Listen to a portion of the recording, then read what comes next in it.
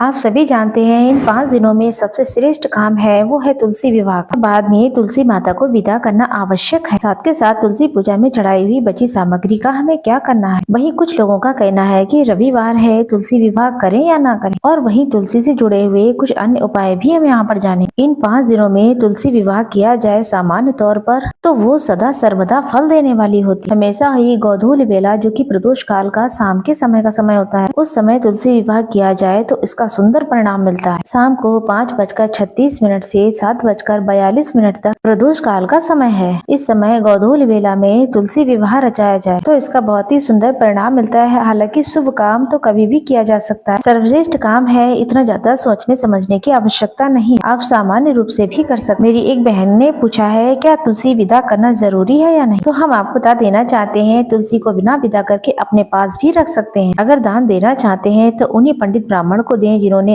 आपका पूजा कराया है और ये पूजन की सामग्री आप उन्हें दे रही हैं। हालांकि जो कन्यादान में सामग्री आपने चढ़ाई है, बर्तन है, अनाज है, साड़ी है, पैंट शर्ट का कपड़ा है, ये सारी चीजें आपको पंडित जी को दान में जरूर दे देनी चाहिए। दान करते हैं तभी आपका व्रत उपवास सफल माना जाता है, नहीं तो व्रत अधूरा है। अगर पंडित जी आपने नहीं बुलाए हैं, स्वयं से ही पूजा की है, तो भी आपको इन सारी चीजों को दान में देना चाहिए। कम ज्यादा जितना भी हो सके आप उतना करें। ऐसा करने से सौभाग्य में वृद्धि होगी, दुख दरिद्रता का अंत होगा। तो दान तो आपको जरूर देना है, परंतु अगर आप तुलसी अपने साथ रखना चाहती हैं तो रख सकती हैं। वहीं सुहाग सामग्री की बात करें तो कुछ चीजें जो आपने तुलसी माता को चढ़ाई हैं, जैसे बिंदी है, चूड़ी है, कुछ चीजें तो माता के पास ही रहने दें, बाकी चीजें आप दान कर सकते हैं। ये कन्यादान के समान माना जाता है। इन चीजों का जितना दान किया जाए उतना ही फलदायी होता है। आपने जो श्री नारायण को पीताम्बर वस्त्र अर्पण किया है, वो पीताम्बर जिसका विवाह नहीं हो रहा है, अगर उस बच्चे को दे देते हैं तो उसके विवाह में आ रही बाधाएं दूर हो जाती है। वही माता तुलसी को जो चुनरी उड़ाई है वो ऐसे ही रहने दीजिएगा। अब लोगों का कहना है कि रविवार को तुलसी विवाह करें या नहीं करें।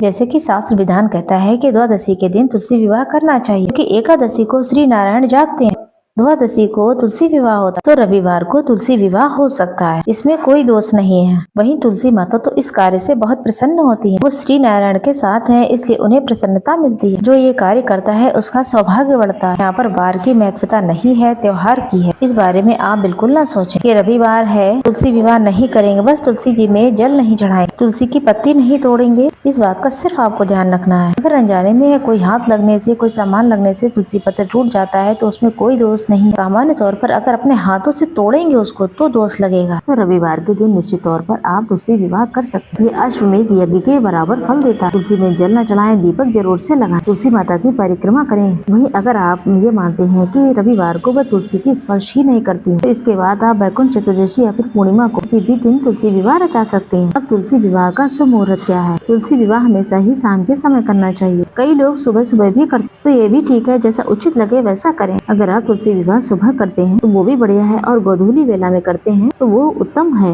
वही प्रदोष काल गोधूली बेला 5:36 से 7:46 के आसपास, तो आप इस शुभ समय में ही तुलसी विवाह कीजिएगा। तुलसी विवाह आप लड्डू गोपाल जी के साथ कर सकते हैं। आपके घर में कोई भी श्री नारायण का विग्रह हो आप उनके साथ कर सकते हैं। सुहागिन महिला, कुंवारी लड़कियाँ वो सब तुलसी विवाह कर सकते हैं। अगर आप मासिक धर्म की स्थिति में है, तो आपके पति है या बच्चे हैं समझदार, तो वो कर सकते हैं। साधारण सरल तरीके से दीपक लगाकर सुहाग की सामग्री समर्पित करके श्री नारायण के विग्रह स्वरूप पर हल्दी मेहंदी लगाकर वही सारी चीजें माता तुलसी को लगा देते हैं और मंगलसूत्र धारण करा देते हैं। ये सब विवाह की प्रक्रिया के रूप में ही होता है। दान दक्षिणा के रूप में कुछ दे देते हैं तो ये भी बहुत ही सरल सी प्रक्रिया मानी जाती है। मासिक धर्म में आप बिल्कुल न सोचे कि आप कुछ नहीं कर पाई। आप पूर्णिमा के दिन किसी भी दिन तुलसी विवाह कर सकते हैं। वहीं इन 5 दिनों में आपको बता दें, तुलसी की सूखी लकड़ी कलावा में लपेट कर घी में डिबोकर जरूर से दीपक प्रज्वलित करें। ओम नमो भगवते वासुदेवाय मंत्रों का जाप करें। आपको बता दें आज के दिन तुलसी की मिट्टी मस्तक पर धारण करने, तो आप इन कार्यों को जरूर से कीजिएगा।